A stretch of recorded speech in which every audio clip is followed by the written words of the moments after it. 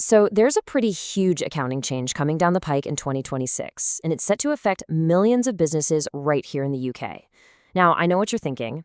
Accounting sounds a bit dry, right?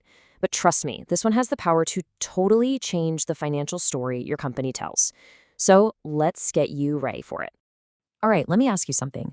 Could some accounting rule you've probably never even heard of make your company look like it has doubled its debt overnight? Seriously, this isn't just about spreadsheets and numbers. This is a genuine business risk, and it's coming up fast.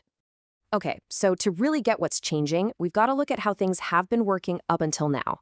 For the longest time, business leases have been split into two very different categories. So you had these two different buckets, right? In one bucket, you had operating leases.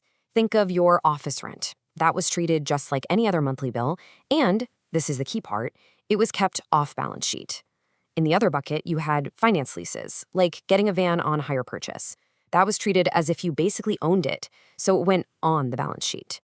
And here's the kicker. Under this old system, some of your biggest, most long-term financial commitments, like that 5-year lease on your office space, were basically invisible. They just didn't show up on your company's main financial report card. And that, created a real lack of clarity. Well, that whole world of, let's call them hidden commitments, is about to completely disappear. There's a massive update to the UK's main accounting standard. It's called FRS 102, and it is totally rewriting the rules for leases. Yeah, this timeline really lays it all out. Before 2026, we had our two buckets, operating and finance. But then, bam, January 1st, 2026 hits, and that distinction, it's gone. The two buckets are becoming one, and pretty much every single lease has to be put right there on the balance sheet. And listen, this is not some small tweak for a handful of companies. We are talking about something like 3.4 million businesses in the UK that are going to have to deal with this. I mean, that's a huge number. Basically, if you lease anything, your office, a car, even the photocopier, yep, this is for you. Okay, so what does this new everything on the books world actually look like? It really boils down to two new ideas you're going to need to get your head around. First up, you're going to have what's called a right-of-use asset. Now, don't let the jargon scare you. Think of it as the good part of the deal. It's an asset on your books that represents the value of your right to use that office or that van for the whole contract. And, for every action, there's a reaction, right? For every asset, you've got to have a liability. So you'll also record a lease liability. This is the other side of the coin. It's basically a new debt on your books that shows what you owe for all those future payments. Whoa. Okay, now this slide is where it all comes together. This is the before and after, and it is powerful stuff. Look at the old column. Simple. EBITDA of 100. Now look at the new column. Your final profit is exactly the same, but your balance sheet has suddenly grown by 400 in assets and 400 in debt. And the craziest part, your EBITDA has doubled to 200, all without you actually doing anything different in your business. This is a massive change. So you might be thinking, okay, my accountant will handle it, but no, this is so much bigger than that. This is going to send ripples through, well, pretty much every part of your business, and it's going to affect real-world decisions.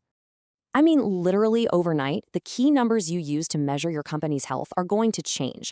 And this could mess with everything from your ability to get a loan to how you calculate staff bonuses, or even if you still count as a small company for tax. And here's that crazy EBITDA jump again, just to drive the point home. So why does it happen? Well, it's because that old rent payment, which used to reduce your EBITDA, is gone. Instead, you have depreciation and interest, and those get counted after EBITDA is calculated. It's a technicality, but it can make your performance look way better than it actually is. It's kind of an accounting illusion. Okay, everybody, listen up. If you have a business loan, this is priority number one. A lot of loan agreements have what are called covenants, which are basically rules tied to your financial numbers, like your debt levels. And when this huge new liability just appears out of nowhere on your balance sheet, well, you could accidentally break the terms of your loan without even doing anything wrong. And it doesn't stop with the bank either. The way you get tax relief will change, which could affect your cash flow. All those new assets on your books might push you into a bigger company category, meaning you lose out on some tax breaks. And get this, if your bonus scheme's linked to EBITDA, you could end up paying out huge bonuses because of this rule change, not because your team actually smashed their targets. Okay, I know that all sounds like a lot of doom and gloom. But don't worry. The good news is you've got time to get ahead of this. And if you plan, you can make this a really smooth transition. So here is a clear, simple action plan. So let's just walk through the 6-step plan. It's totally doable. First, just get a list together, a full register of every single lease you have. Step 2, figure out which ones actually count under the new rules. 3 and 4 are a bit more technical. You'll need to figure out a discount rate and then run the numbers. But honestly, the most important steps here are 5 and 6. Model the impact on your real-world numbers. And please start talking to your accountants and, crucially, your bank now. Don't wait until 2026. Look, at the end of the day, the financial story your company tells the world, it's about to be completely rewritten. The numbers are going to look different, the ratios will shift, and the story they tell will be new. The only question is, are you going to be ready to tell that new story?